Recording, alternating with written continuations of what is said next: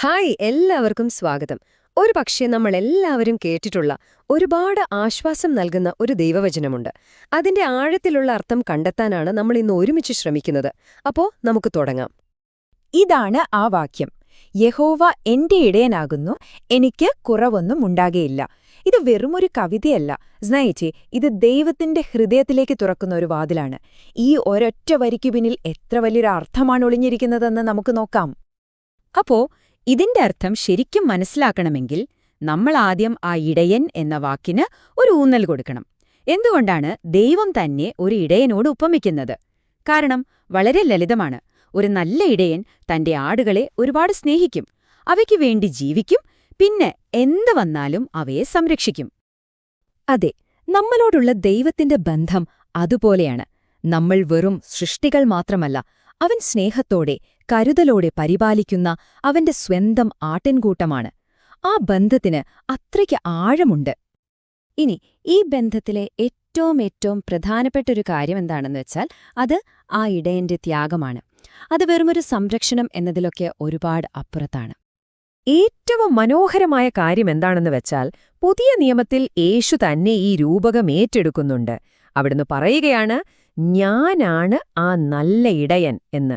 അതും വളരെ ഉറപ്പിച്ചു തന്നെ പറയുന്നു.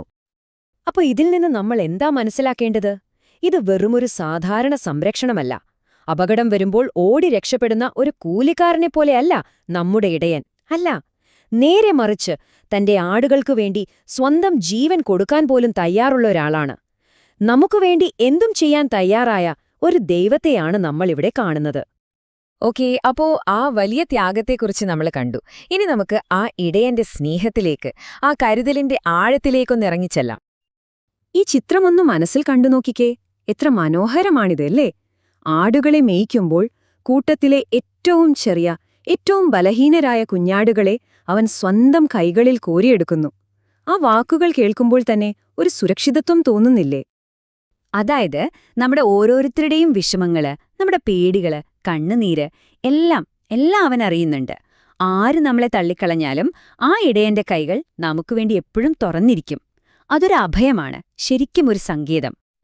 ഇനി നമുക്ക് ആ ഇടയന്റെ കരുതലിന്റെ വേറൊരു വശം കൂടി നോക്കാം, അല്ലേ? അവൻ നൽകുന്ന ആ മാർഗനിർദ്ദേശത്തെക്കുറിച്ചും അവന്റെ നിരന്തരമായ സാന്നിധ്യത്തെക്കുറിച്ചും. യിരെമ്യാവ് പ്രവാചകനിലൂടെ ദൈവം തന്റെ ജനത്തിന് കൊടുക്കുന്ന ഒരു വലിയ ഉറപ്പുണ്ട്. നമ്മൾ ഒരിക്കലും നഷ്ടപ്പെട്ടു പോകില്ല, നമ്മളെ ആരും തള്ളിക്കളയില്ല എന്നൊരു ശക്തമായ വാഗ്ദാനം. ഒന്ന് നോക്കിക്കേ, ഈ വാക്യത്തിലെ ഉറപ്പ് എത്ര വലുതാണെന്ന്.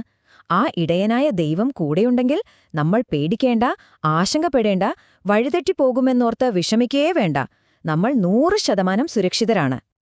ശരി, അപ്പോ ഇത്രയും കാര്യങ്ങൾ നമ്മൾ കേട്ടു. ഇനി ഇത് എങ്ങനെ നമ്മുടെ സ്വന്തം ജീവിതത്തിൽ ഒരു അനുഭവമാക്കി മാറ്റാമെന്ന് നോക്കാം. കാരണം ഇതൊരു വിശദീകരണം എന്നതിലുപരി നമ്മുടെ സ്വന്തം അനുഭവമായി മാറേണ്ട ഒന്നാണ്. അതായത് സങ്കീർത്തനം 23:1 എന്നത് വെറുതെ വായിച്ചു പോകാനുള്ളൊരു വാക്യം മാത്രമല്ല, അത് നമ്മുടെ ജീവിതത്തിൽ ധൈര്യത്തോടെ പ്രഖ്യാപിക്കാനുള്ളൊരു സത്യമാണ്, ഒരു വിശ്വാസ പ്രഖ്യാപനം. അതെ, ഈ വാക്കുകൾ നമുക്ക് വ്യക്തിപരമായി ഏറ്റെടുക്കാം. യഹോവ എന്റെ ഇടയനാകുന്നു എന്നതിലുപരി ദൈവം എന്റെ ജീവിതത്തിന്റെ ഇടയനാണ് എന്ന് നമ്മൾ പറയുമ്പോൾ അതിന്റെ ശക്തി തന്നെ മാറും. അതോടെ അത് നമ്മുടെ സ്വന്തം അനുഭവമാവുകയാണ്. ആ ഇടയൻ കൂടെയുണ്ടെങ്കിൽ പിന്നെ ഒന്നിനും ഒരു കുറവും വരില്ല എന്നൊരു ധൈര്യം നമുക്ക് കിട്ടും. അതുകൊണ്ട് ഇന്ന് നിങ്ങളുടെ ദിവസത്തിലൂടെ പോകുമ്പോഴും അല്ലെങ്കിൽ ജീവിതത്തിലെ ഏതൊരു സാഹചര്യത്തിലൂടെ കടന്നുപോകുമ്പോഴും ഒരു കാര്യം ഓർക്കുക, നിങ്ങൾ ഒറ്റയ്ക്കല്ല. ആ നല്ല ഇടയൻ നിങ്ങൾക്ക് തൊട്ടുമുന്നിലുണ്ട്. അവൻ വഴി കാണിക്കും, അവൻ നിങ്ങളെ സംരക്ഷിക്കും, നിങ്ങളുടെ എല്ലാ കുറവുകളും അവൻ നികത്തും. ആ നല്ല ഇടയന്റെ കരങ്ങളിൽ നിങ്ങൾ എപ്പോഴും സുരക്ഷിതരായിരിക്കും.